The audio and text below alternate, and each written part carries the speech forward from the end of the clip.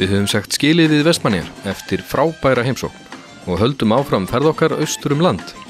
Og í þessum þætti göngum við í Klaustur og smökkum lífrænt bygg og grænmeti hjá hjónunum í Vallanesi. En við skulum byrja á Systrakaffi í Klaustri Kirkjubæjar þar sem við smökkum á henni víðfrægu Klaustursbleikju.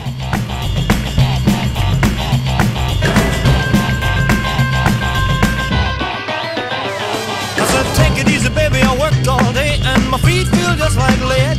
You got my shirt tails flying all over the place and the sweat dropping out of my head. She said, hey, bossa nova, baby, keep on working for this ain't no time to quit. She said, go, bossa nova, baby, keep on dancing. I'm about to have myself a fit. Bossa nova, bossa nova. I said, hey, little mama, let's sit down to have a drink and dig the band. She said, drink, you think, oh, fiddle the dink, I can dance with the drink in my hand. She said, hey, bossa nova, baby, keep on working, for this ain't no time to drink. She said, go, bossa nova, baby, keep on dancing, cause I ain't got time to Það koma erlega til maður. Sér glæsilegt hjá kokknum. Við erum búinir að ferðast ansi langt til þess að fá akkurat þessa bleikju. Já. Klaustursbleikjan sko, ég er búin að elda örugglega einhver tonna af henni. Og í kokkaheiminum þetta gjarnan sögðu landsins besta bleikja. Og þetta bara í bakgarðinum hjá þér. Já, þetta stutt að fara á sækja þetta, enda bjóðum upp á alveg nánast spriklandi bleikja á diskinni hjá þér. Já, það ekki langt að fara. Það ekki langt að fara.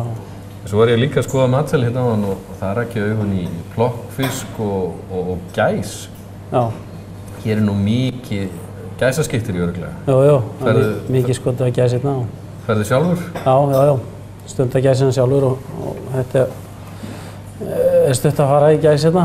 Ekki nema bara 10 mínútur korter að renna á gæsasvæði. Rífa sig upp 4-leytið og skríða ofan í skurð. Já, notaleg stund. Þeir segja það við minn. Ég hef verið alltaf sjálfselskur í gegnum tíðina til þess að fara í gæs. Já. Ég kúri bara og ég hringi svo bara í veiðimennina þegar það mjög alltaf gæs. Það líka annar punktur að gera bara þannig. Já. Þetta mjög gaman að fara í gæs og vera líka í skurði og menn fara að spjalla heimsins mál og fara stundum út fyrir línunar. Það búin að krifja pólitíkina alveg til. Já, það búin að krifja allt, sko. Já. En hvernig, nú erum við á Kirkjubæjarklaustri. Já. Eru þið varir við aukningu ferðamanna? Já. Það er að tala að landið sé að springa ferðamanna? Það er aukning á hverju ári hjá okkur og við erum bara nokkuð vel búin með það að taka mótið, myndi ég segja. Og nú er þetta náttúrulega gossvæði. Við vorum í Vestmannaeyjum núna á dögunum og þar lærðum við heilmikið um gossið þar og þegar við vorum að keyra hérna þá vorum við að ræða að við varum náttúrulega komnir á gossvæði. Já. Eyjafjalla og Grímsvatnagoss.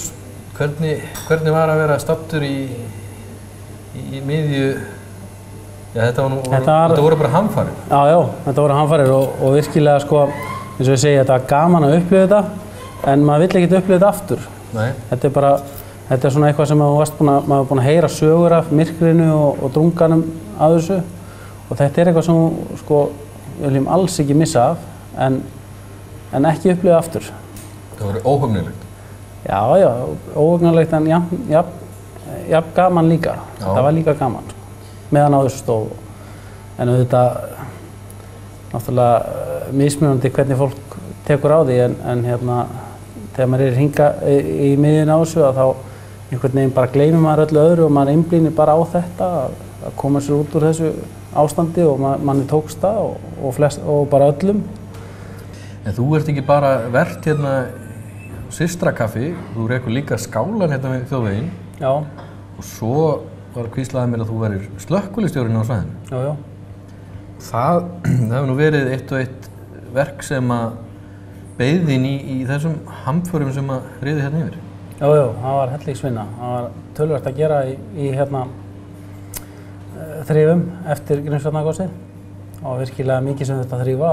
Koma lífinu í gang? Koma lífinu í gang. Já. Og náttúrulega við vorum að opna hér á sama tíma. Þannig að við verðum að loka hérna og þrifin í bænum og þrífa hústök hjá bændum og annað, þannig að ég fekk bara gott fólk að og sem betur eitthvað komið með starfsfólk, þannig að þetta hafðist allt saman. Já. En þegar við komum hingað inn morgun, þegar var búið að hvessa og það kom mikið öskufall hérna og svo hvessti gríðarlega, þannig að það blés inn alla glugga og allt, þetta smýgur alls staðar inn. Já. Þannig að hérna inni var allt samdauna, það var allt grátt að innan. Þannig að Það hefur verið verk að koma öll í gang. það var svolítið verk að koma öll í gang, en það hafðist. Við byrjuðum á morgni og svona búin að þrífa kvöld og gátum að opna næsta dag á eftir og gátum haldið upp á svona svolítið fjör á eftir þegar öll slökkviliðin sem hafa hjálpað okkur frá Hvolsvelli og Reykjavík, Selfossi, komum náttúrulega slökkvilið alls staðar að, frá Ísafja, Keflavík og þeir hjálpuðu okkur hérna og við heldum svolítið fjör hérna á eftir. Það var mjög gaman svo. Svona verið að gleðast yfir þetta að vera búið. Já. Og þetta er alltaf gaman þegar svona hlutir er yfirstaðnir, hvað er mikið léttir og allir glaðir að hjálpa okkur öðrum og svona. Ég man eftir þessum tíma þegar maður var að horfa á fréttir að þá var skálinn hjá þér, sko, hann var líka fullur af fréttamönnum og björgunarsveitamönnum. Já. Að þú þurft að fæða og klæða og líka sinna því sem að starf slökkviliðsstjóra hefur í för með sér. Já. En sem betur stendur maður ekki einn í þessu, maður hefur alltaf gott fólk með sér og það er það sem bjargar þessu. Maður er ekki einn. Maður hugsa nú til þess núna, við erum nýkonir frá Eyjum og við erum stopp hérna á gossvæðum og erum svo að færa okkur austur og norður land. Já. Og þar býður okkar Holuhraun og gosið þar. Þannig að það er ekkert gefið að vera Íslendingur í dag. Nei, þetta er bölvað vesen. Þetta er bara vesen. Nei, þetta er gaman að þessu og það er hérna eins og með Holuhraunni, það sést héðan á kvöldin þegar er skýjað þá sést glampinn í skýin, upp undir skýin og það er mjög flott að sjá það. En er það ekki líka smá áminning það sem þið eru búin að ganga í gegnum hér á þessu svæði? Jó. Blendnar tilfinningar? Það kemur svona pínu fiðringur í mann. En var einhver flótti? Var einhver gosflótti eftir þetta? Í fólki? Nei, alls ekki. Það voru allir staðranir í því að halda áfram að leysa þetta verkefni? Já. Þetta gekk svo hratt yfir og það var kannski fólk með öndunarerfiðleika sem fór tímabundið til Reykjavíkur og bjóð þar í einhvern tíma en kom aftur. Engin ummerki í dag? Nei, ég held að sé bara engin ummerki. Það er bara fallegri gróður og þetta virkaði bara sem áburður með því að segja. Einu ummerkin eru þau að það var kannski stíflaða þakrennur og skólpurör og eitthvað svona. Það eru svona ummerki sem við erum að berast við kannski í dag. Það er gott að lífið er haldið áfram þó að gjósi á Íslandi. Já. Ég ætla að njóta bleikjunnar. Hún er stórkostleg. Þakka að kærlega fyrir að spjalla aðeins við ykkur. Sömuleiðis.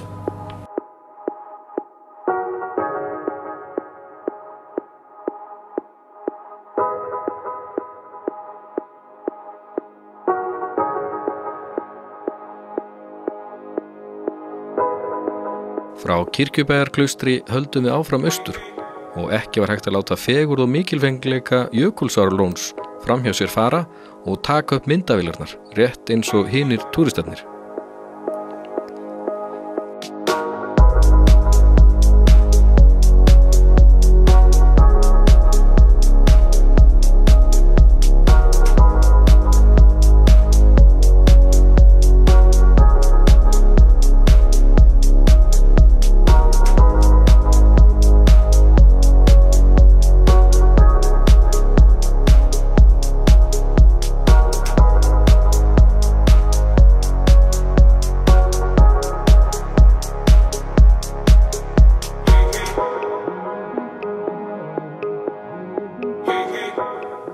En vegna tímaskorts stiklum við á stóru og látum við marga góða staði bíða betri tíma.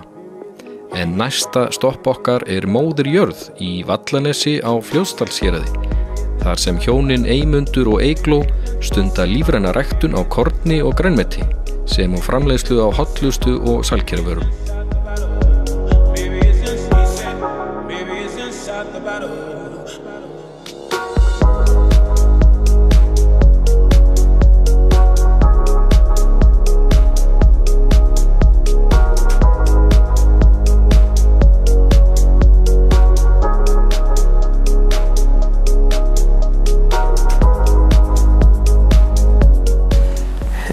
erum komnir inn í, þú sagðir, sítrónuhúsið. Já, þetta heitir sítrónuhúsið, þetta er gróðurhús. Af hverju sítrónu? Það var hérna einu sinni lítið sítrónutré. Já. Það er víst ekki lifandi í dag, en það kannski kemur annað. En nafnið stendur. Já, hljómar vel. En við erum komnir með, sko, inn í það allra heilegasta og byrjunina í Vallanesi og það sem allt snýst það er bygg. Já, það má segja að við byggjum á bygginu. Já. Það er svona svolítið mikill grunnur í okkar framleiðslu og svona síðustu árum höfum við byggt meira á því og búið til tilbúnar vörur. Hérna er náttúrulega bankabyggið svona sem er svona grunnurinn. Síðan kemur bygg mjöl og síðan komur bygg flögur. Síðan fórum við að búa til grænmetisbuff þar sem að eru hérna byggbuff, baunabuff og rauðróbuff þar sem að byggið er grunnurinn. Mjög gott lím í bygginu, þannig að gott sem grunnur í buff. Já. Síðan kom hrökkvin, sesam, kúmen og hvönn, mismunandi bragðtegundir í svona þunnu hrökkkeksi sem er aðalega bygg og sennilega það bygg 70% okkar ræktun, bygg og heilhveiti. Já. Hérna er heilhveiti líka. Það er nú ekki miklu magni, ekki eins og byggið en alltaf með. Svo fyrir skömmu fórum við að búa til þessar blöndur, hérna er til dæmis lummur og vöfflur. Þessi, ég var að lesa þessa, lummur og vöfflur. Já. Og hér er bara að blanda maður hérna vökva við og tilbúið. Já, það er ekki flóknara en það. Þannig að nú geta allir búið til Vallaneshlummurnar. Síðan kom hérna brauðblanda sem er svona svipuð tækni líka. Þú þarf lítið fyrir því að hafa, setur þetta bara í form og með vökva og bakar þitt brauð. Og síðan grauturinn. Eftir að byggflögurnar komu þá svona fórum við að nota byggflögurnar bara eins og við nota havragraunin í dag. Og þetta er sem sagt grautur, morgungrautur, þar sem eru byggflögur og trönuber og fræ. Bara tilbúin grautur, setur bara desilítur af þessu í 2,5 vatni og síður og komið morgunmættur. Og enga stund? Enga stund, bara 5 mínútur. Og hægt að borða eins og músli líka þess vegna, þannig að þetta er svona allt fljótar en hollar lausnir. Já. Það þarf ekki að vera hérna amerískar Nei, það er ekki vera börnin kalla þetta kleinur hringja fræ. Já. Það er seriósið. Við getum farið að sleppa því. Já, algjörlega. Hafa það bara íslenska náttúru. En hver er munurinn nú sé ég sko bygg og perlubygg? Já. Bankabygg og perlubygg? Perlubyggið er svona nýja stafurinn hjá okkur. Þá veljum við stærsta byggið, best þroskaða byggið og slípum það meira heldur en við gerum við bankabyggið. Þá verður það hvítara og fallegra og það styttir suðutíman úr 45 niður í 15 mínútur sem margir elska. Já. Og síðan er það bara hvítara og fallegra og mýkra þannig að þú notar þetta svona í valdarétti og einmitt í svona, ef þú ætlar að búa til svona ekta byggotto versus risotto þá notar það perlubygg. Hætta að kaupa erlend hrísgrón og kaupa bara íslenskt bygg frá Vallanesi. Íslenskt byggotto, það er ekki spurning. Og svo er það nú líka, sko, við sjáum að umfangið þetta, fjórfaldast? Eða svona... 1 desilítur verður svona það bil 2,5 en þú getur gert það stærra með því að sjóða það lengur og í meira vatni. Þannig að það fer eftir bara hvað þú vilt hafa það mikið undir tönn. Þú vilt hafa það mjúkt. Al dente, sagði Ítalinn. hafa smá bit. Já. Þetta þykir mjög vinsælt til dæmis með fiski, talandi bit, að hafa svolítið bit með svona mýkri mat eins og fiski til dæmis.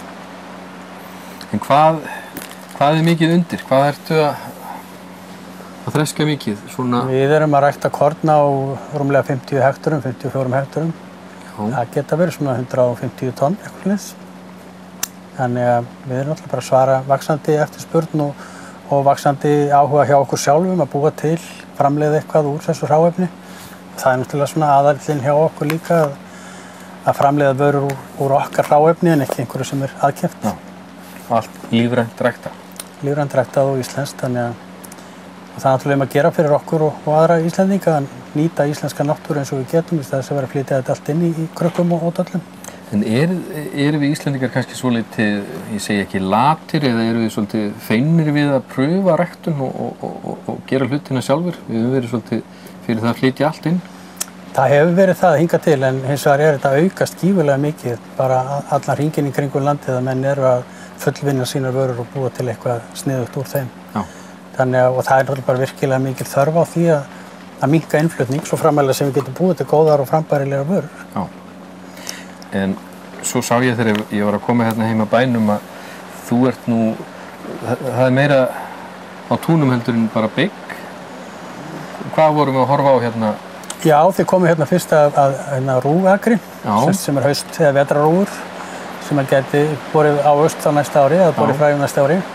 Og síðan repja. Við erum búin að vera að prófa repju núna í nokkur ár og höfum verið að framleiða repjuolíu og selja svona völdum veitingamönnum. Já. En einhvern tíma þegar við svona náum betur tökum á ræktuninu þá mun þetta koma í fallegum flöskum og markaði í búðum líka. Þú varst nú að tala að þú var að ná þurrki það í það enn og byrja aðeins að rigna en ef við ekki að líta aðeins niður á akra og skoða þetta svona í návíi? Jó, það verður náttúrulega nota hverja stund og núna þegar haustið er komið þá getur maður nú ekki beðið eftir góða verinu, maður verður bara að ferska þegar fært er. Það er komið að þessu? Já. Við skulum kíka niður á akur og skoða. Gerðu það.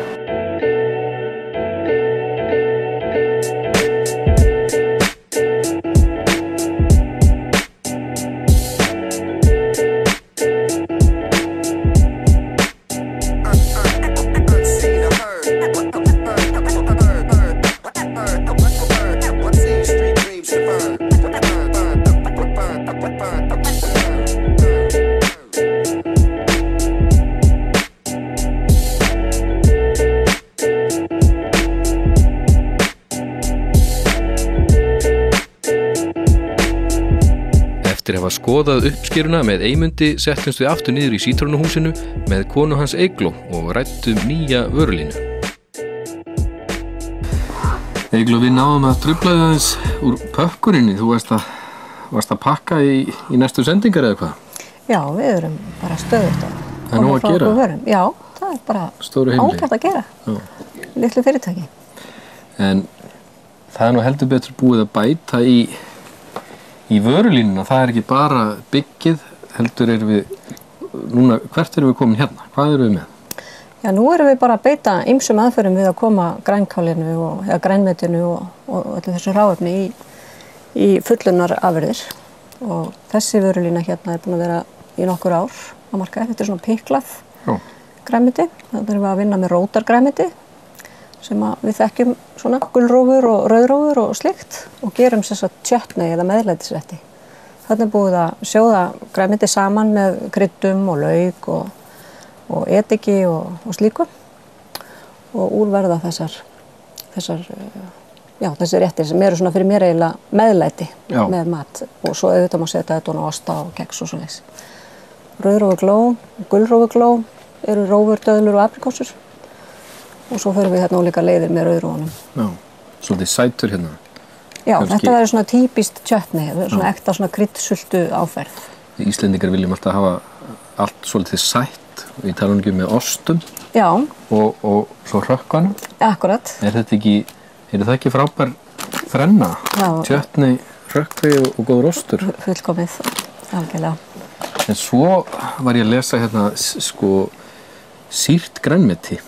Já. Ég hef nú verið sérstakur áhugamaður að leggja niður og pikla þessa hluti eins og ef við slettum. En þannig ertu komin í aðra aðferð, bara notar mjólkursýruna. Já.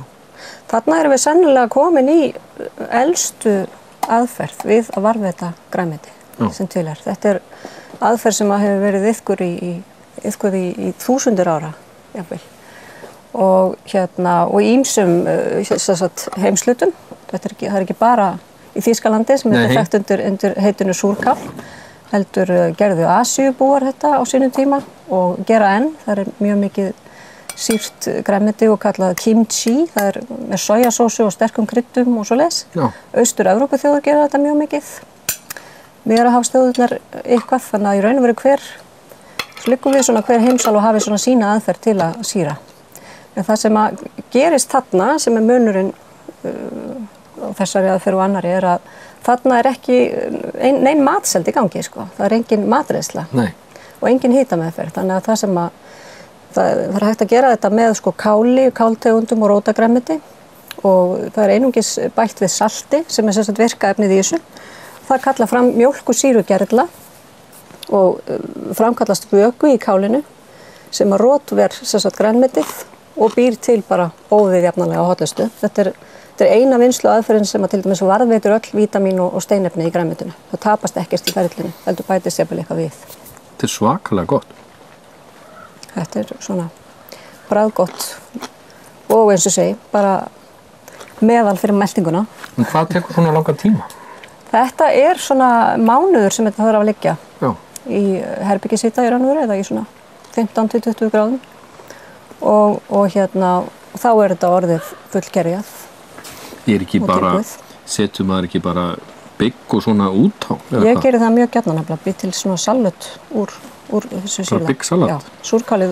Maður einmitt að passa sig á því að hita ekki vera ekkert að sjóða þetta eða neitt svoleiðis, bara borða þetta beint upp á krukkunni til þess að fá alla þessa gerlaflóru sem við þurfum. Ertu með eitthvað fínir í hérna? Já, hérna síðan að þið voru nú að tala perlubyggið áðan, sem er svona eins og þið sjáuð hvítt og fallegt. Þetta gefur ýmsa möguleika í matagerð. Það má til dæmis ef þú bætir þessari olíu sem er repjuolíun okkar og steinselja og smávegis og hvítlauk. Er þetta ekki bara svona? Já, þá nefnilega heldur betur búin að fá lit í tilveruna. Rosalega svona rík lykt og greinilega það fer allt af stað. Já, einmitt, repjuolíun okkar, hún er svona að sýna svolítið skemmtilega, hún verður svona pínu svolítið sæt.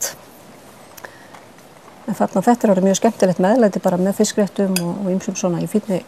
Þú þarft ekkert meira til hérna? Nei, þetta er óskup fallegt líka. Þetta er steinleikur. Smellpassar. Og það er nú meira að það er svona, hvað erum við með? Já, síðan, eins og segi, vinnum við erum svo með þessa gömlu góðu aðferð sem að kannski er súrkálið er hvað svona mest í, hvað ég segja, svona, þetta er þekktast undir heitinu súrkál. Já. En vinnslu aðferðina má sem sagt nota á fleiri grænmetistegundir og það er það sem við höfum að leggja höfuðáherslu á. Það er að nota tegundirnar sem við getum ræktað auðvitað, sem að vaksa vel á Íslandi. Rófan. Og bragðbætum með kryddi og lauk og öðru. Þetta til dæmis er sýrt rófusalat með lauk og sesamfræjum. Svo eru þessu túrmerik og engifer. Hér ekki allir að tala um að túrmerik og engifer er þetta ekki orðið svona ofurlækningamáttur? Jú. Það er allir eldast við þetta? Já. Túrmerik er bólgueyðandi og gerur okkur bóð gott og engifer er náttúrulega til ónæmiskerfinu. Og hérna er þetta bara órifið eða hvað? Já, síðan hérna erum við með bara heilar rófuskífur eða sneiðar. Ég klára stundum úr svona krökkum að súrum gúrkum yfir góðri bíómynd. Já, þá er þetta enga stund með þetta. Ég fenn nú klárlega að hætta því og færa mig yfir í rófunar tíma. Þetta er einmitt bara svona ekki síst sem snakk og bara með ostum sem svona lítið kanapé eða bara snakk með ostum. Gott að fá sýruna á móti. Vinur minn var að gifta sig daginn og þar voru allir með erlend hrísgrjón til þess að hendi fyrir bróðhjónin. Við gerum ekki það, ekki vallanesi, við notum bara bygg. Við notum bara bygg í það? Jú. Fara allar leið. En við ætlum að fá að svipast aðeins og skoða framleiðsluna. Eygló, takk kærlega fyrir spjallið. Takk sem leiðis. Við förum ekki lengra í mat og menningu í kvöld, en við höldum áfram ferðalaginu næsta mánudag hér á N4. Burn.